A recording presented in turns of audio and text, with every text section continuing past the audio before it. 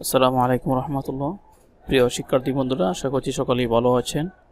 তো এইচএসসি 2024 পরীক্ষার ফলাফল প্রকাশ নিয়ে গুরুত্বপূর্ণ একটি আপডেট প্রকাশিত হয়েছে। আমি আপনাদের সাথে সেই আপডেট শেয়ার করব। তার আগে আপনি যদি এই চ্যানেল নতুন হয়ে থাকেন তাহলে এখনই সাবস্ক্রাইব করে ফেলুন, আর যদি অলরেডি সাবস্ক্রাইব করে থাকেন তাহলে থ্যাংক ইউ সো মাচ।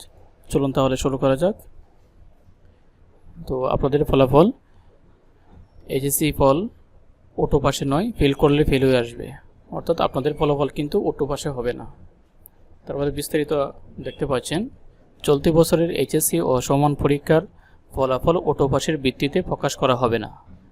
অনুষ্ঠিত পরীক্ষাগুলো, প্রাপ্ত নম্বর এবং যে পরীক্ষাগুলো বাতিল করা হয়েছে সেগুলোর ক্ষেত্রে জেএসসি ও এসএসসি পরীক্ষায় প্রাপ্ত নম্বরের ভিত্তিতে সাবজেক্ট ম্যাপিং করে এই সার্বিক ফল প্রকাশের প্রস্তুতি নিচ্ছে শিক্ষা প্রশাসন।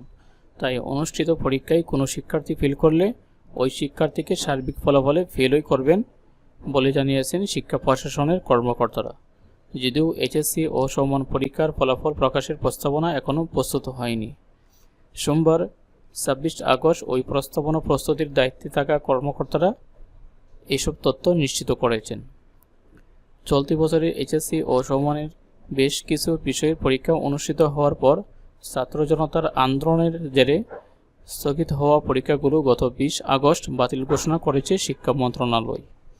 এমন পরিস্থিতিতে কী উপায়ে এই পরীক্ষার ফল প্রকাশ করা হবে সে বিষয়ে প্রস্তাবনা প্রস্তুত করার দায়িত্ব পেয়েছিলেন মাধ্যমিক ও উচ্চ মাধ্যমিক শিক্ষা বোর্ডগুলোর পরীক্ষা নিয়ন্ত্রণ ও সিস্টেম অ্যানালিস্টরা। তবে সেই প্রস্তাবনা এখনও প্রস্তুত হয়নি।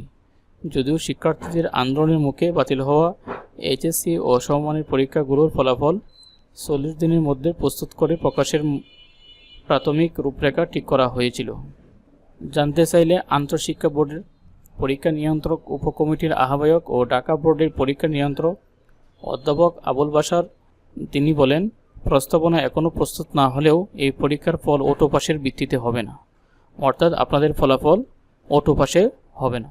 এটি তো অটো পাস নয়, তাই অনুষ্ঠিত হওয়ার পরীক্ষাগুলোতে কোনো পরীক্ষার্থী ফেল করলে সার্বিক ফলাফলেও তার ফেল আসবে।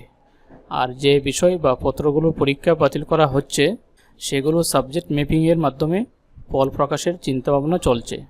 প্রস্তাবনা প্রস্তুত করে শিক্ষা বোর্ডগুলোর পক্ষ থেকে শিক্ষা মন্ত্রণালয়ে পাঠানো হবে। তিনি আরও বলেন, এইচএসসির ফল প্রকাশ নিয়ে নানা রকম প্রস্তাবনা আমাদের কাছে আসছে। আমরা একদিন বসেছিলাম, প্রস্তাবনাগুলো যাচাই বাছাই করেছি, তবে এখনও কাজ বাকি। এর মধ্যে শুরু হয়েছে বন্যা।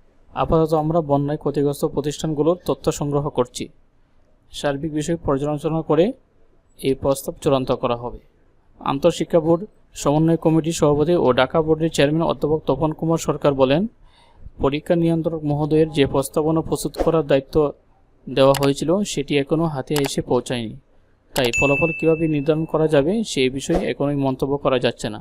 তবে পরীক্ষা নিয়ন্ত্রক মহোদয়রা যদি অনুষ্ঠিত পরীক্ষাগুলোতে পরীক্ষার্থীর প্রাপ্ত নম্বর বিবেচনা করে ফল প্রকাশের প্রস্তাবনা করেন, সেক্ষেত্রে কোনো পরীক্ষার্থী অনুষ্ঠিত হওয়ায় পরীক্ষায় যে কোনো একটি বিষয় ফেল করলে তার সার্বিক ফলাফল ফেল হয়ে আসবে, অর্থাৎ আপনাদের ফলাফল অটো পাসে হবে না এবং আপনাদের পরীক্ষার ফলাফল অক্টোবরের প্রথম সপ্তাহে প্রকাশ করা হতে পারে। তো এটাই ছিল আজকের মতো ভিডিও। আজকের মতো এখানে শেষ করছি। আল্লাহ হাফিজ। আসসালামু আলাইকুম।